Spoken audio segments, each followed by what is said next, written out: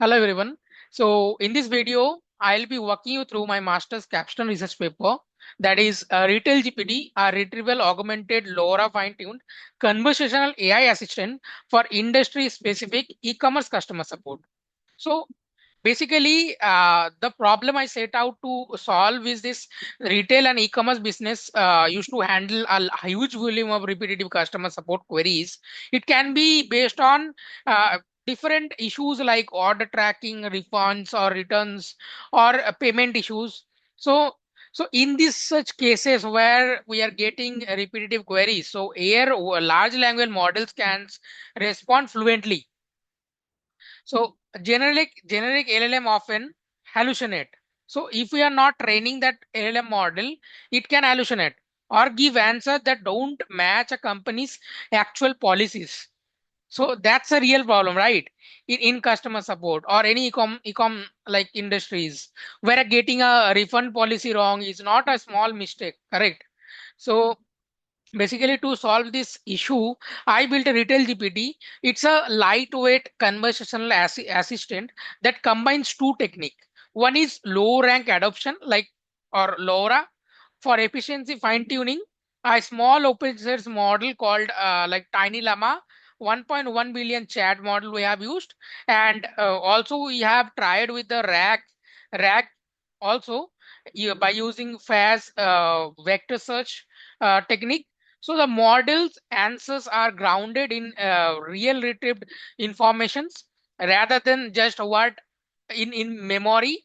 So during training, so to train this, basically I built a data set of 18,965 instructions and response pairs by combining a filtered subset of the bytext customer support dataset with a small handwritten FAQ set and some synthetic conversions I generated by myself based on my knowledge as I have worked for more than 3 years in the e-com industry, and the whole thing was trained and deployed using only free tier Colab resources, and which was an important design goal because like I'm doing it open, so doing is openly, so that's why it's like my main goal that it should be a cost effective.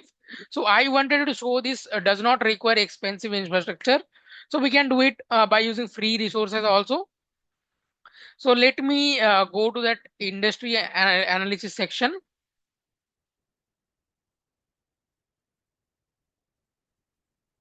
Yeah.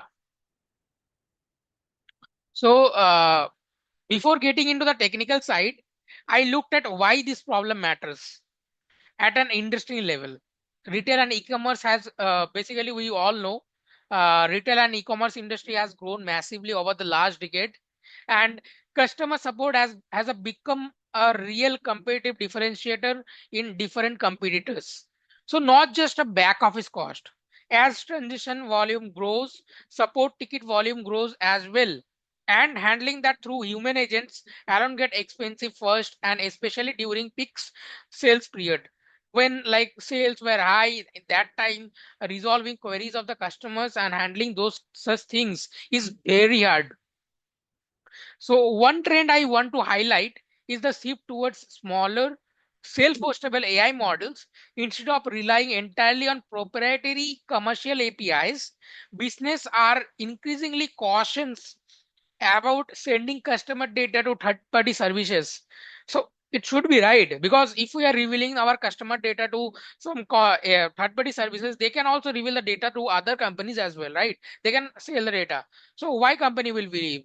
So so it's a fair idea, right? So that's part of why I designed this retail GPT to be open source and self-hostable form from the ground up, right? So let's go to the literature review section. Yeah. So for the literature review, I grounded my design decisions in a few key papers. Like first, I have referred to you it AI's 2021 paper introduced LoRA, which showed that you can freeze a pre-trained model's weight and just train small low-rank matrices instead. So cutting the number of trainable parameter dramatically without losing much performance. So that's the technique that made fine tuning feasible on a free GPU, right? So second, I have referred Levis 8 AI's 2020 paper where they have introduced retrieval augmented generation, the idea of grounding a language model output in a retrieved external document instead of relying purely on what it memorized or what it has been trained.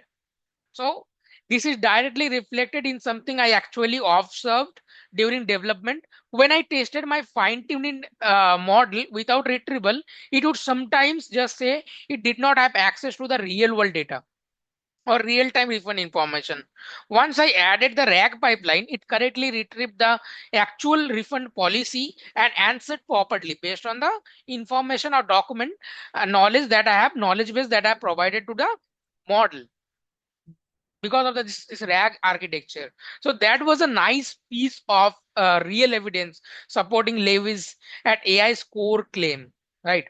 So third, basically, I used Tiny Llama introduced by Zhang at AIs in 2024 as my base model, a compact 1.1 billion parameter open source model designed specifically to be efficient to fine tune. So let's move to the methodology section.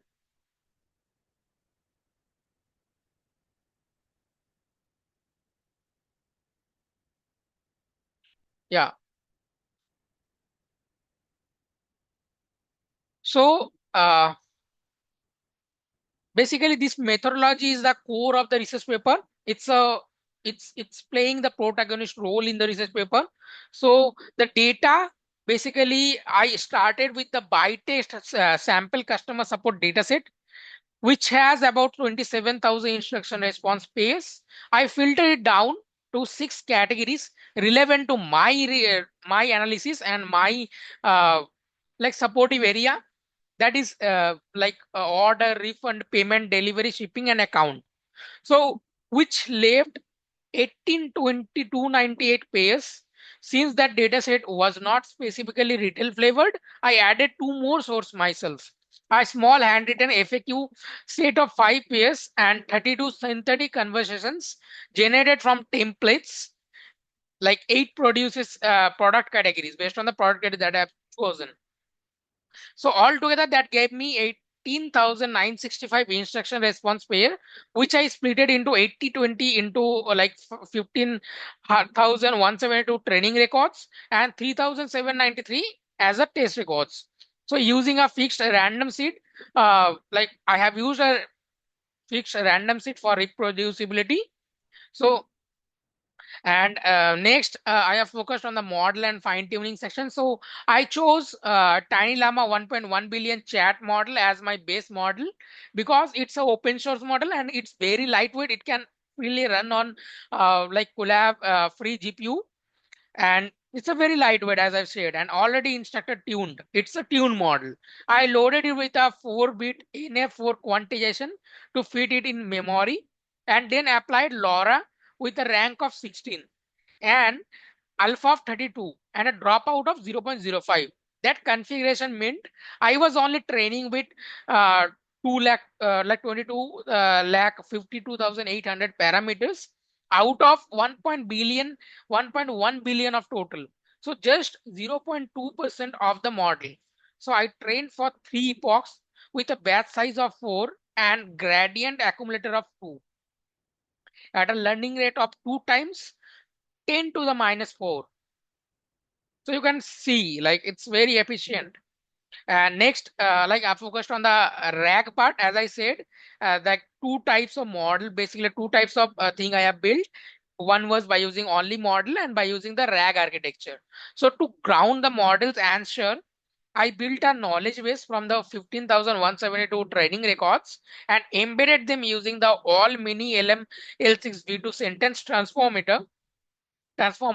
and index them by using FAISS vector search vector database using an index flat to index. So at inference time, when a customer asks a question, it gets the embedded in the same way, and the top 3 most relevant records get retrieved from the knowledge base and inserted into a structured format.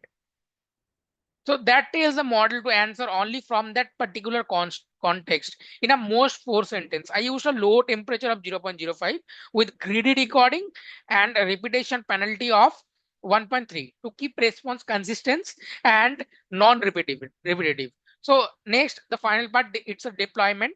So for the prototype, basically, I wrapped the whole pipeline in a Gradio interface. It's also a free open source thing that we can use for our prototype systems.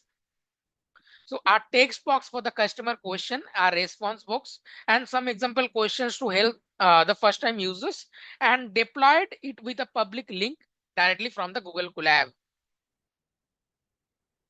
So next, the result. So for evaluation, uh, next, let me go to the result section. So this is the data preparation pipeline. You can see the data set and the category filtering that we did, and text cleaning. We have removed the HTML and URLs. So after that, we have merged customer effective and synthetic data that we have generated, and merged the corpus size become 18,965 pages. And then we did the splitting part 80 to 80 that we have already discussed. So data pre-processing also I have discussed now. RAG also I've discussed.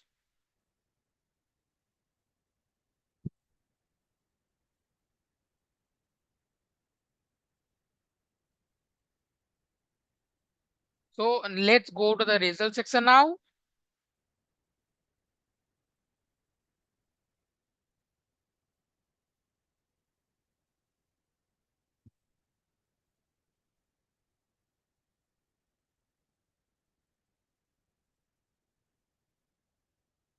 Yeah. So basically, for evaluation, I focused on qualitative testing rather than a large scale automated metrics. So the goal of this project was to demonstrate feasibility, not to chase a benchmark score, right? So one test I ran, it was a query. Basically, the query was how long does the refund for headphone take? So the retrieval system correctly pulled up a headphone specific refund records, a general refund timing FAQ, and a even related camera refund record. So which shows the semantic retrieval is generalizing by meaning, not just matching keywords. So so this is a live example. I can show the snap once. Let me open the snap.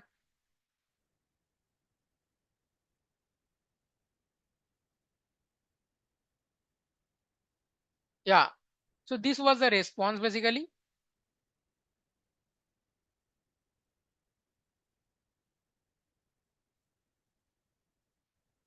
So retail GPT basically explained the timing depends on the factors like product type, location, and I gave a concrete estimated of around 5 working days. So which is basically grounded and policy consistent answer, not a generic no, like non-answer.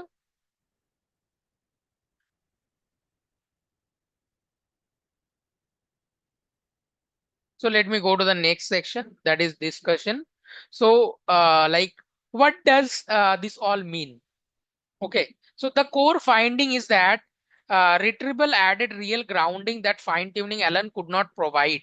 Fine tuning saved the model's tone and response format, but Retrieval is what supplied the actual facts.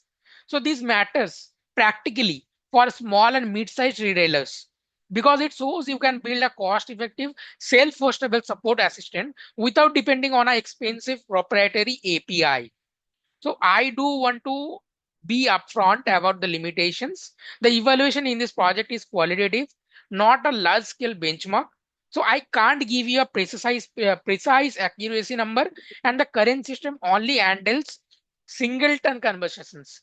It does not remember previous messages in a session. It does not remember the context that earlier from the earlier chats. So both of those are honest scopes or boundaries I have documented as directions for future works. So I've documented those for the future works, obviously. So these are the things. So in conclusion, I want to say, so to wrap up this retail GPT shows that combining a small LoRa fine-tuned open source model with a phase-based retrieval layer can produce a genuinely useful policy grounded customer support assistant built and deployed entirely on free tier compute. It's a proof of concept, not a production system yet. As I already mentioned, it's a general prototype.